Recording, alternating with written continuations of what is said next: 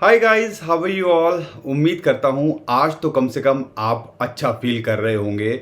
और बिटकॉइन और crypto currency की ये खासियत है कि जब आप सोचते हो मार्केट बुरे हालात के अंदर चली जाएगी, वहाँ से ये बिटकॉइन खासकर आपको निराश नहीं करता है, रिकवर करते देखता है। पिछले 10 दिनों के अंदर हमने सिक्योरिटी एक्सचेंज कमीशन की बात करी, हमने बाइनेंस और कॉइनबेस जैसे एक्सचेंजेस को यूएसए के अंदर प्रॉब्लम फेस करते देखा।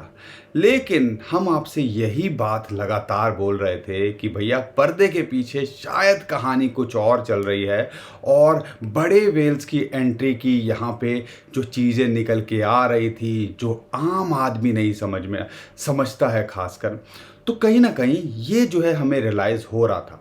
और टेक्निकली सपोर्ट पे बार बार मेंटेन तो कर ही रहा था ना। तो यहाँ पर बिटकॉइन दोबारा से $29,000 पे चला गया। तो सबसे पहले अपनी जो है चीज़ों को संभाल के रखिए। क्रिप्टो करेंसी को अपने हाथ से ऐसे औने पौने दामों में बेचने से पहले 100 बार सोचिएगा कि यहाँ पर एक जो है इंस्टीट्यूशंस वेल्स सोचते क्या हैं। जब तक आपकी ये सोच नहीं आएगी, टेक्निकल्स आप नहीं सीखोगे, तो आप हमेशा ठगा हुआ महसूस करोगे। लेकिन यहाँ पर बिटकॉइन $29,000 पे क्यों आया, उसको समझना बहुत ज़रूरी है। और हमने शायद कल भी एक वीडियो बनाई थी, और जब $27,000 के आसपास बिटकॉइन का प्राइस था, और ये बोला था कि शायद ट्रेडिशनल एक्सचेंजेस या आप कह लीजिए जो बैंक्स हैं, लगता है कि जो नॉर्मल क्रिप्टो एक्सचेंजेस हैं उनसे आगे बढ़ते दिखे और क्रिप्टो करेंसीज को हाथों हाथ लेते दिखे। लेकिन यूएसए से जो लगातार खबरें बुरी निकल के आ रही थी, ऐसा लग रहा है कि पूरा षड्यंत्र रचा गया था, या पूरी की पूरी जो है क्या मेन स्ट्रीम मीडिया हो या एजेंसीज हो, ऐसा लग रहा था कि बस क्रिप्टो करेंसी को ख़त्म करना चाहती हैं। अब ऐसा लग रहा है यहाँ पर जिस हिसाब से इंस्टीट्यूशंस एप्लीकेशन डाल रहे हैं बिटकॉइन ईटीएफ को लेके, कि शायद कहानी कुछ और थी और हमें पैनिक के अंदर डालकर यहाँ पे हमसे औने पौने दामों में हमारी क्रिप्टो करेंसी लेने की ये साजिश थी। अब टेक्निकली तो मैं आपको बताऊंगा ही, क्योंकि हम जो है दोबारे से ऑन ट्रैक हैं। और याद रखिएगा, अभी भी जून ख़त्म नहीं हुआ, ये क्वार्टर अभी ख़त्म नहीं हुआ है। और इस क्वार्टर के अंदर एक्सपेक्टेशन तो थी कि एक अच्छा क्वार्टर रहेगा, और अभी तक ये अच्छा रहा भी है। लेकिन ये $35,000 पे जाएगा नहीं जाएगा, ये तो बहुत दूर की बात है। लेकिन सबसे बड़ा सवाल है, क्या ये $30,000 को टच करेगा या उसके ऊपर क्लोज करेगा कि नहीं। इसको भी समझने की कोशिश करेंगे, और यहाँ पर क्या न्यूज़ निकल के आई है, ये सारी बात इस वीडियो के अंदर करने वाले हैं। तो हमारा मोटिवेशन और अपना मोटिवेशन बनाए रखने के लिए, सिचुएशन कैसी भी हो, हम आपके साथ यहाँ खड़े हैं और खड़े मिलेंगे। तो उसके लिए उम्मीद करूँगा अभी तक तो आपने लाइक कर ही दिया होगा। दोस्तों, 2-3 दिन से माहौल अच्छा सा हो गया। ब्लैक रॉक इसने एक आप कह लीजिए एक मार्केट के सेंटिमेंट्स अच्छे करने के लिए ट्रिगर किया। ब्लैक रॉक अपने बिटकॉइन ईटीएफ जो है वो प्लान कर रहा है। सिक्योरिटी एक्सचेंज कमीशन के अगर बात करें उनके अप्रूवल की, तो शायद 1% से भी कम चांसेस रहे हैं कि वो जो है हमेशा डिसअप्रूव हुआ हो। उसके बाद निकल के आया है कि रूमर निकल के आया है फिडेलिटी भी जो है इसी बिटकॉइन ईटीएफ के ऊपर वर्किंग कर रहा है। और अगर फिडेलिटी की बात करें, मॉर्गन स्टैनली की बात करें, या हम बात करते हैं आपकी ब्लैक रॉक की, तो ये सारे जो है क्रिप्टो करेंसी आप कह लीजिए जो बिटकॉइन कंपनी होल्ड करती है, माइक्रो स्ट्रेटजी 1,40,000 बिटकॉइन, उसके अंदर अपने शेयर्स को उन्होंने बढ़ाया। तो ये कहीं ना कहीं इशारा कर रहा था। लेकिन जो सबसे बड़ा एक कॉमन सवाल निकल के आ रहा था, ये जो इंश्योरेंस कंपनीज होती हैं, इन्वेस्टमेंट बैंकिंग वाली फर्म्स होती हैं, या बैंक्स होते हैं, क्या ये क्रिप्टो करेंसी एक्सचेंजेस को दबाकर उसको टेक ओवर करना चाहते हैं। और यहाँ पर बिटकॉइन ईटीएफ एक बहुत बड़ी चीज़ है।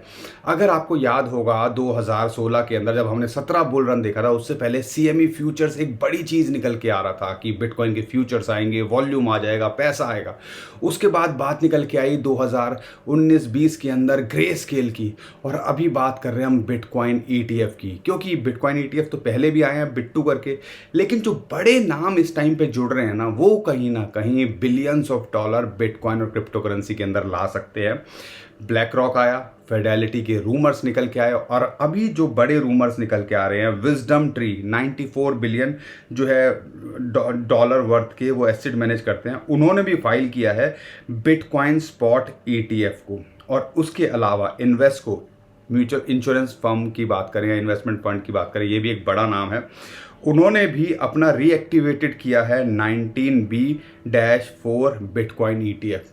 यानी कि ऐसा लग रहा है म्यूचुअल फंड कंपनीज या यूएसए के अंदर इन्वेस्टमेंट कंपनीज के अंदर एक होड़ सी लग गई है कि जल्दी से जल्दी हम अपना बिटकॉइन ETF को वहाँ सिक्योरिटी एक्सचेंज कमीशन में डालें और वहाँ से अप्रूवल लें और बिटकॉइन के अंदर इन्वेस्टमेंट यहाँ हमारे थ्रू लोग कर पाएँ।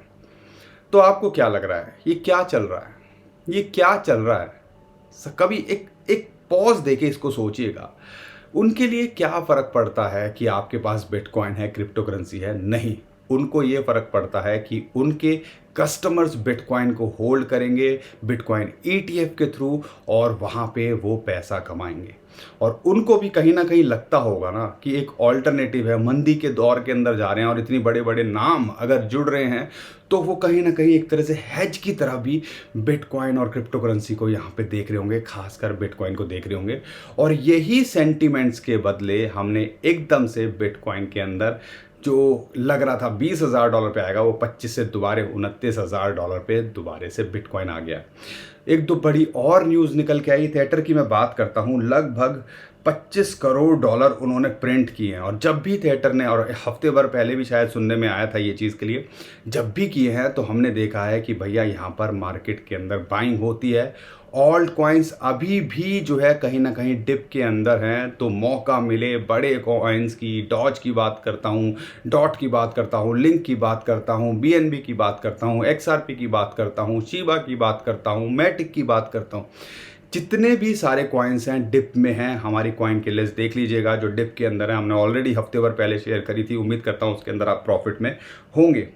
तो यहाँ पर वो भी कॉइन हो सकता है कि इनके अंदर बिटकॉइन जैसे स्टेबल होता है या अभी बिटकॉइन के अंदर बाइंग देखने को मिल रही है, फिर ये दूसरे कॉइन्स के अंदर हमें एक बड़ी एंट्री या आपको पंप होते दिखें सारे कॉइन्स।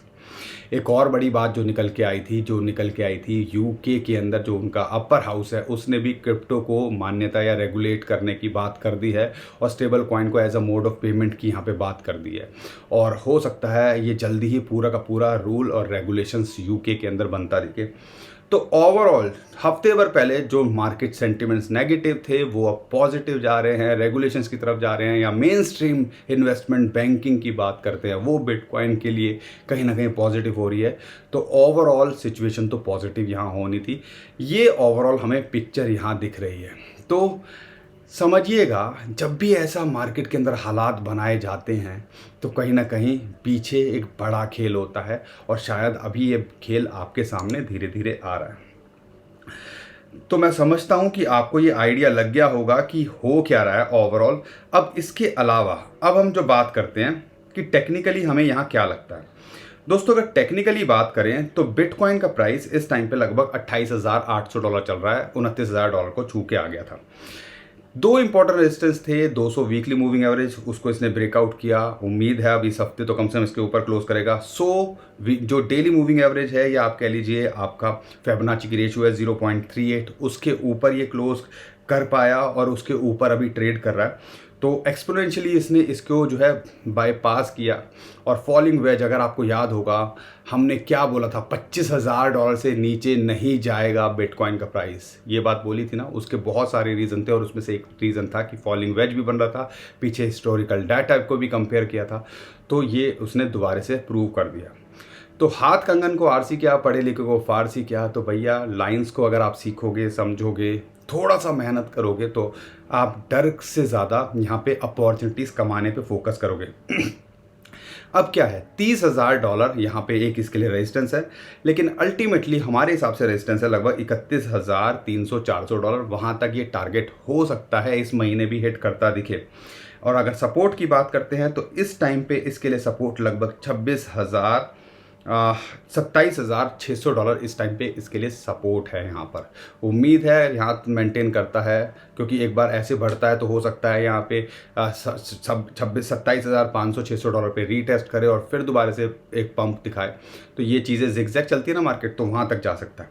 लेकिन टारगेट इसके खुल गए हैं नए, और $30,000 साइकोलॉजिकल रेजिस्टेंस है। लेकिन अल्टीमेट टारगेट अगर हम देखते हैं तो एक बड़ा रेजिस्टेंस जो निकल के आता है वो आता है $31,500। ऑल्ट कॉइन्स के अंदर खासकर अभी टिप के अंदर हैं, फोकस करो। अच्छे कॉइन्स की लिस्ट हम जल्दी शेयर करेंगे दोबारा से। हमने ऑलरेडी शेयर की थी 3-4 दिन पहले, तो उसको भी आप देख सकते हो, उसका भी फ़ायदा उठा सकते हो। और कॉइन्स हम ढूंढ रहे हैं, उनको भी आप नज़र में रखिएगा और फ़ायदा उठाने की कोशिश कीजिएगा। ओवरऑल उम्मीद करता हूँ आपको पिक्चर समझ में आ गई होगी। पैसा बनाने का क्रिप्टो करेंसी मौका देती है, तो बनाते रहिए और कमाते रहिए। उम्मीद करता हूँ हर बार की तरह कंटेंट आपको अच्छा लगा होगा। कंटेंट अच्छा लगा है तो वीडियो को लाइक ज़रूर करिए, चैनल को सब्सक्राइब ज़रूर करिए और हमारी फैमिली का हिस्सा बनना बिल्कुल मत भूलिएगा।